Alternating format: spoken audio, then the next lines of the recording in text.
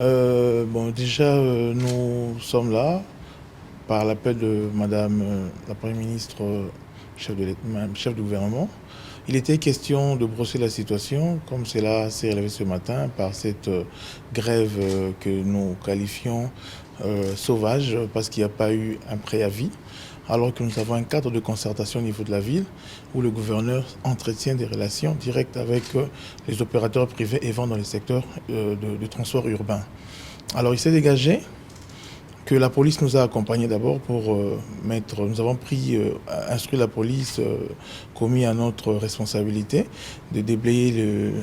les routes de tout ce qu'il y avait comme pneus, de tout ce qu'il y avait comme des actes d'incision qui se marquaient déjà,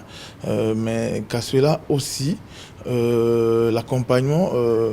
que le gouvernement a pu faire avec l'entreprise Transco, relevant de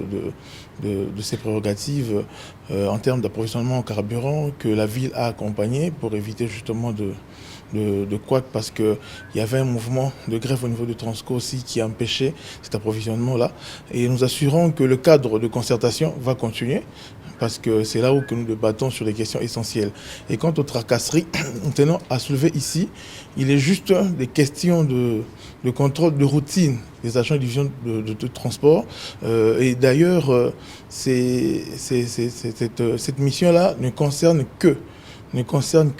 alors que la pratique de affichage des itinéraires pour éviter les demi-terrains et affichage aussi de prix. Donc voilà, pour éviter les os. Alors de ce contrôle-là, alors il s'est avéré qu'il y a eu